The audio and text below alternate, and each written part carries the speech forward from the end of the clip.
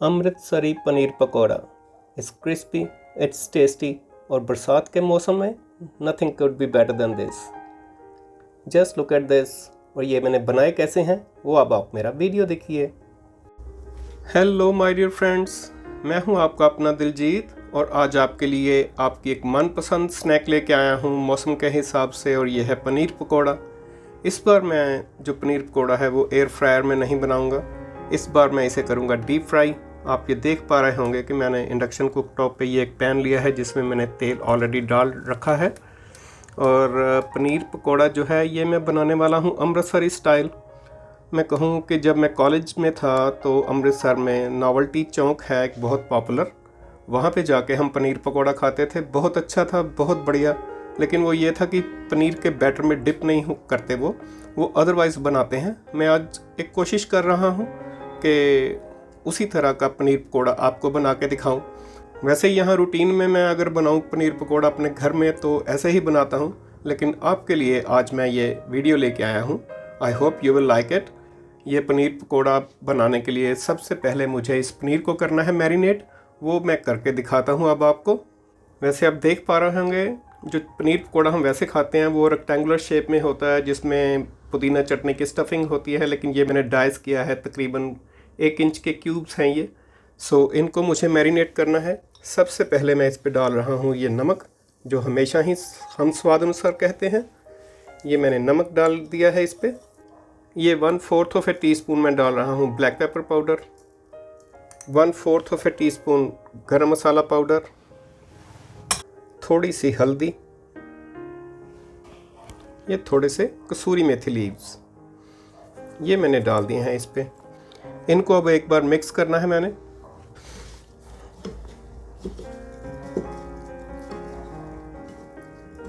ये पनीर के पीसेस को मैंने कर दिया है मिक्स। अब इसके ऊपर मैं डाल रहा हूँ नींबू का रस। ये मैंने डाल दिया इस पे नींबू, अप्रॉक्सीमेटली 1 टेबलस्पून या 1 बड़े नींबू का रस। अब ये डाल रहा हूँ चॉप्ड ग्रीन अनियन, ये है 1 हरी मिर्च, और ये है पुदीना की पत्तियाँ जिनको मैंने फाइनली चॉप किया है। अब इन चीज़ों को एक बार अच्छे से मिक्स कर देना है। अगर पकोड़े बन रहे हैं तो बेसन का होना ज़रूरी है, लेकिन इनको मैं डिप नहीं करूँगा बेसन के बैटर में या उसका घोल बना के। मैं इसके ऊपर ये डाल रहा हूँ अप्रॉक्सीमेटली 1 टेबलस्पून बेसन। अब इसको मिक्स करना है ताकि बेसन की कोटिंग जो है वो पनीर के पीसेस के ऊपर हो जाए। ये जो पनीर है ये अप्रॉक्सीमेटली 200 ग्राम्स टू 250 ग्राम्स है। जितनी क्वांटिटी में आप बनाएंगे आप स्पाइसेस उसी हिसाब से एडजस्ट कर सकते हैं। पनीर को और बेहतर टेस्ट देने के लिए एक चीज़ और इसमें डालनी है, वो है जिंजर गार्लिक पेस्ट। ये मैंने इसमें डाल दी है approximately 1 tablespoon ginger garlic paste भी। इसे भी मिक्स कर देना है। अब मैं ये डाल रहा हूँ इस पर थोड़ा सा ब्रेड क्रम्ब जो इसे और क्रिस्पी करेगा। ये ब्रेड क्रम्ब है, ये घर पे ही बन जाता है या मार्केट से मिल जाता है। इसको भी मैं एक बार मिक्स कर रहा हूँ। पनीर के जो क्यूब्स हैं वो अच्छी तरह से मैरिनेट हो गए हैं और अब मुझे इन्हें करना है डीप फ्राई। जब तक ये मैरिनेटेड रहेंगे उतने टाइम में मैं ये जो ऑयल है इसे मैं गर्म करूँगा इंडक्शन कुक टॉप पे। ये मैं इसलिए इस्तेमाल कर रहा हूँ क्योंकि इंडक्शन कुक टॉप का फ़ायदा ये है कि इस पे टेम्परेचर जो है वो फिक्स हो जाता है। ये नहीं होता कि तेल ज़्यादा गर्म हो गया या ज़्यादा ठंडा हो गया। So better you use your induction cook top if you have it in your kitchen. जो ऑयल है उसे गर्म करने के लिए ये मैंने टर्न ऑन किया है इंडक्शन कुक टॉप को।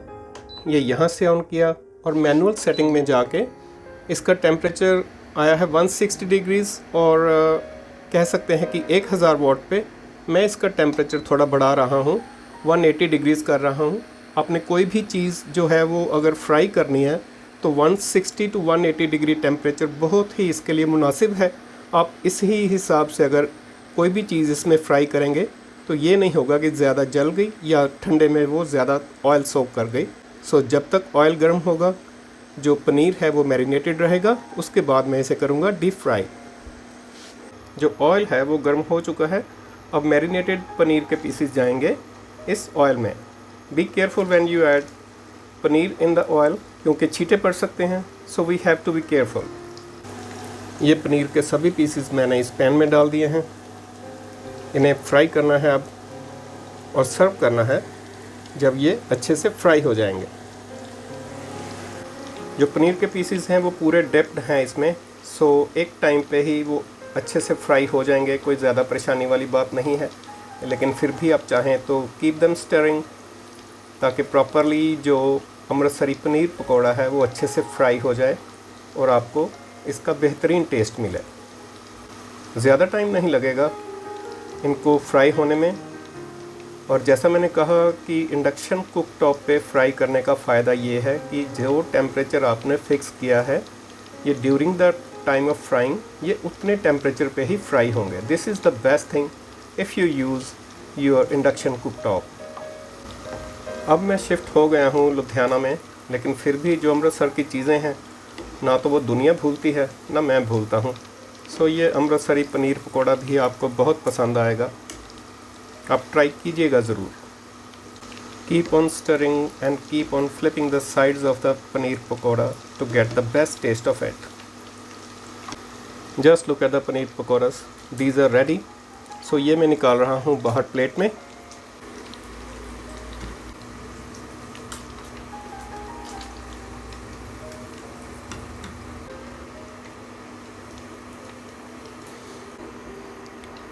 It is done. सभी पनीर पकौड़ा जो है वो फ्राई हो गए हैं और इस प्लेट में आ चुके हैं। Just look at the paneer pakoras, rather Amritsari paneer pakoras I have deep fried.